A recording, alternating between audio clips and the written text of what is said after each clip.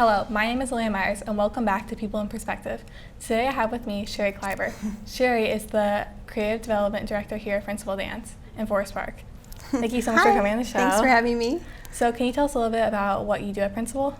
Yes, besides being an instructor, I'm the Early Development Director, and I basically develop the programming and the curriculum that students ages approximately 2 to 7 years old, what they do in class, how we adapt the ballet curriculum to younger children's needs. So we take, the formal ballet skills and we rework it with imagery and with creative movement stories to make it accessible for them. So I'm in charge of kind of figuring out how we do that in an accessible way for little people. That's so great. How did you start teaching?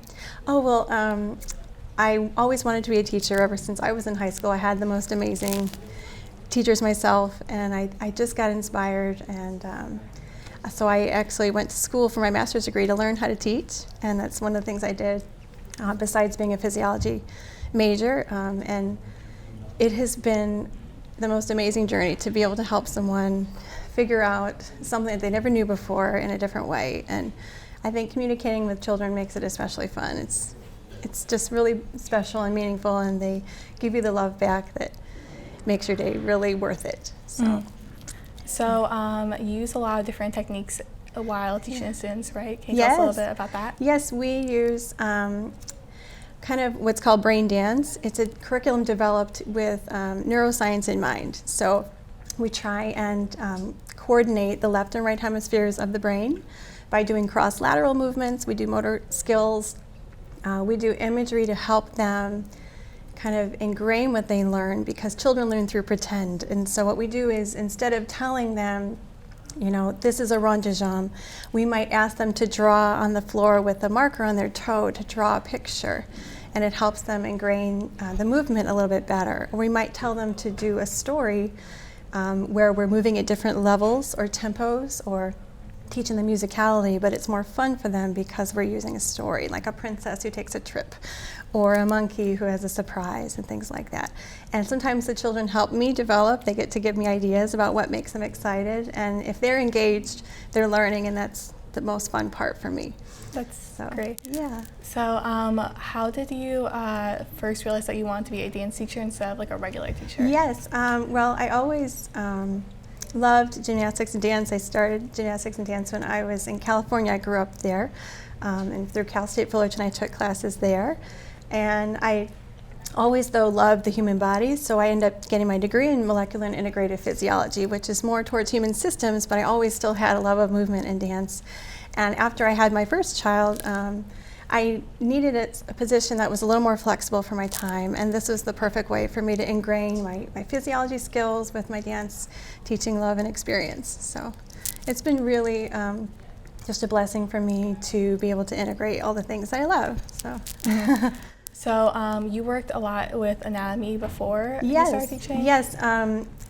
When I finished college, I ended up teaching anatomy to nursing students at University of Illinois through their cell and structural biology department. And I would teach with the cadavers, the dead bodies, and learn anatomy with them. And I taught the 9 to 11 p.m. class, which was kind of a strange situation, but it really was amazing. It gave me an amazing view of how our body works, how intricate and amazing it is, all the connections that are made. And it really gave me an appreciation for dance and connecting the anatomy that we have with how movements are done and how we can focus on our anatomy to make our dancing better.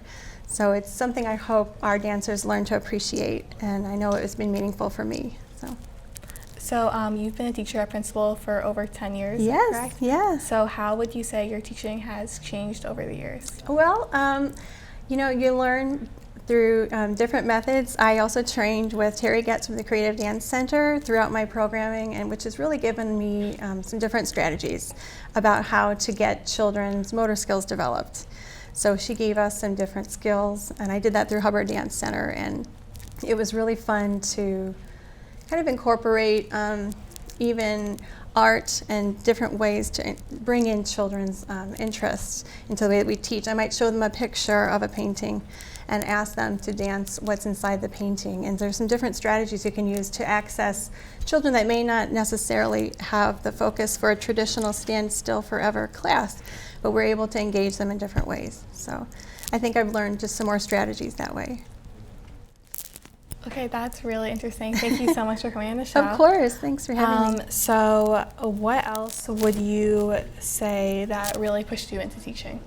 You know, it was the teachers that I had, for sure, when I was little. And my mother is one of my best friends, and she is my iconic teacher my whole life. And I think just people that emulate kindness and love for what they understand and learn makes you want to learn.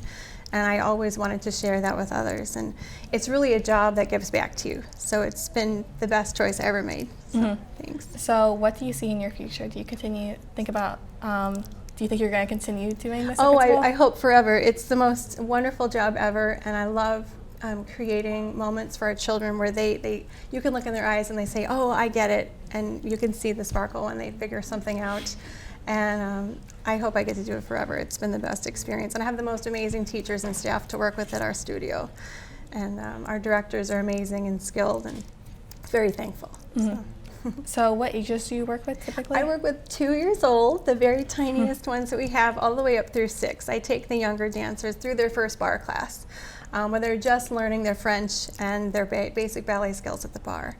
And the 2-year-olds, we start with the parent, and then we move our way to independent dancing. So it's just a joy, and that's why we call it Joy Movement. So it's supposed to be a happy learning time, and I hope that it is.